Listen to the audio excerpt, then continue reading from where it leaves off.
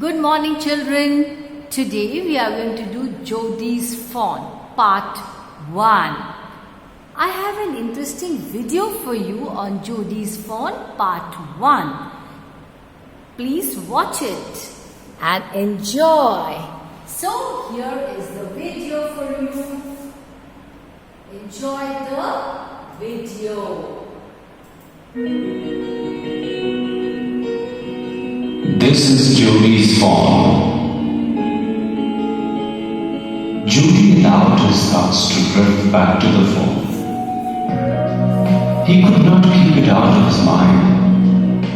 He had held it in his dreams, in his arms. He slipped from the table and went to his father's bedside. Benny lay at rest. His eyes were open and clear, but the pupils were still dark and dilated. Jodi said, "How are you feeling, Baba?" "Just fine, son. Old death has gone leaving elsewhere. But wasn't it a closure?" "I agree," Benny said. "I'm proud of you, boy, the way you kept your head and did what was needed." "Pa?" "Yes, son." "Pa, do you recollect the doe and the fawn?" I can never forget them." The poor doe saved me, that's certain." "Pa, the fawn may be out there yet. It might be hungry and very scared." I suppose so." "Pa, I'm a big boy now and don't need to drink milk. Why don't I go and see if I can find the fawn? And bring it here and raise it." Benny lay quiet, staring at the sea.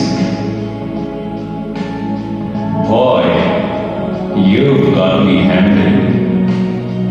It won't take much to raise it, but it will soon start eating leaves and acorns." "You are smarter than boys of your age. We took its mother and it wasn't play.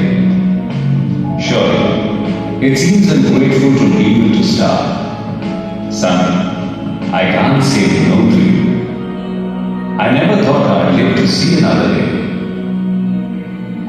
Can I ride back with Millie and see if I can find it?" "Tell your ma I said you can do." He settled back at the table and sat down. His mother was pouring coffee for everyone. He said, "Ma, Pa says I can go bring back the fawn." She held the coffee pot in midair. "What fawn?" "The fawn belonging to the doe we killed. We used the doe's liver to draw out the poison and save Pa." She gasped. "Well, for pity's sake, Pa says it would be ungrateful to leave it to starve." Doc Wilson said, "That's right, man. Nothing in the world comes quite free. The boy's right, and his daddy's right." Millie said, "He can ride back with me. I'll help him find it." She set down the pot helplessly. "Well, if you would give it your milk, we've got nothing else to feed it." Millie said, "Come on, boy, we've got to get riding." Ma Baxter asked anxiously, "You'll not be gone long?" Jodi said, "I'll be back before dinner for sure." Millie mounted his horse and pulled Jodi up behind him.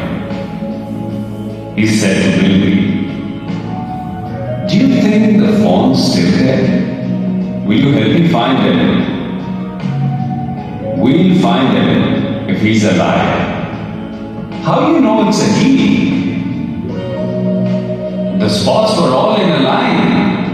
On a doe fawn, Pa says the spots are every which way. Jody gave himself over to thoughts of the fawn. They passed the abandoned clearing. He said, "Cut to the north, will we? It was up here that Pa got bitten by the snake and killed the doe, and I saw the fawn." Suddenly, Jody was unwilling to have men meet with him. If the fawn was dead or could not be found, he could not have his disappointment seen. And if the fawn was there, the meeting would be so lovely and so secret that he could not endure to share it. He said, "It's not far now, but the scrub is very thick for a horse. I can make it on foot. But I'm afraid to leave you, boy. Suppose you go lost or got bitten by the snake too? I'll take care. It might take me a long time to find the fawn if he's wandered. Leave me off right here." "All right, but you take it easy now. You know, north here and east, there and there, that tall pine makes a barrier. So long, Milwy. I'm obliged." He waited for the sound of the hooves to end, then cut to the right. The scrub was still.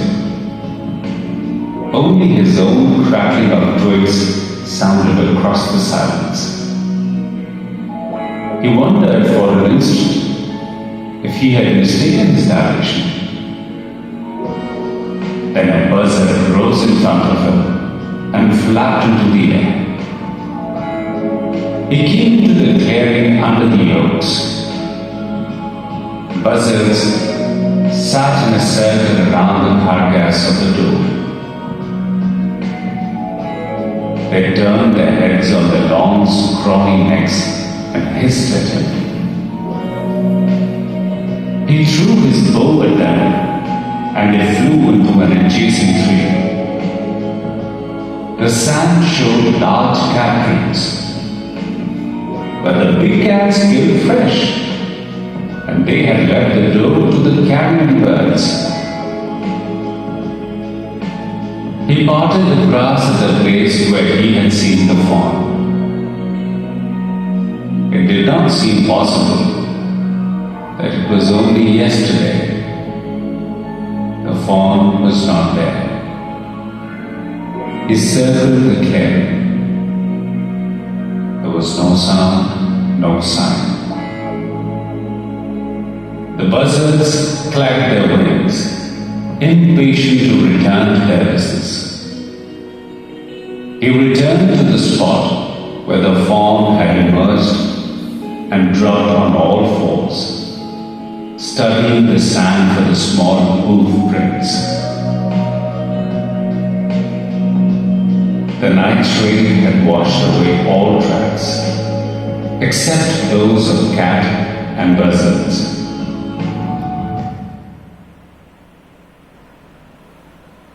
So, I hope you enjoyed the video on Jody's fawn. That was interesting, right?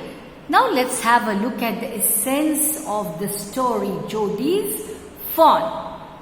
Jody's father is bitten by a snake in the forest, for which he is treated with a doe's liver.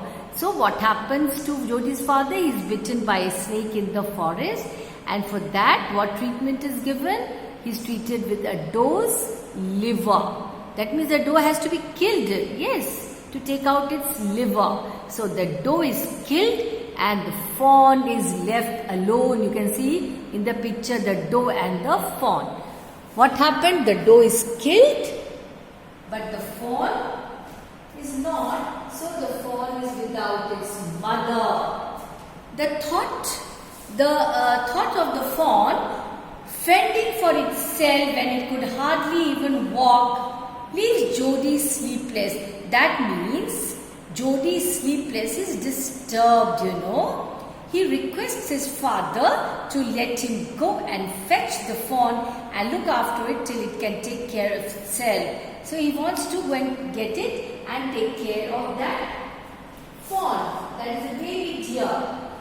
Though his father allows him, his mother is reluctant. Mother does not want. However, she allows him to go after much insistence. So finally the mother also allows him. Now Melville leaves Jody at the edge of the forest, and from there on he ventures further into the forest all alone. So he ventures all alone. After a while he finds a fawn in a perilous condition, in a very, very dangerous condition, takes it in his arms, and what does he do? He returns. So Melville leaves Jody at the edge of the forest, and from there on he ventures further into the forest, but he goes all alone. He goes there all alone. He ventures all alone. After a while he finds a fawn in a perilous condition, takes it in his arms, returns home. The journey back home is an arduous one, a very difficult one. Jody has to cross paths strewn with thorny vines and bushes. See, you can see there in the picture, the path is an arduous one, a very difficult one, full of thorns and bushes and all that. See, you can see the picture there. Throughout the walk, he is apprehensive that the fawn may kick and bleed. So he is apprehensive of that. Jody hurriedly crosses the path till he reaches the intersection at the road to home. So very hurriedly he crosses. He puts down the fawn to catch a breath as he is tired from having carried the fawn all along. He is sure that the fawn will not run away, as he remembers his father telling him that if a fawn, if carried once, will follow next time.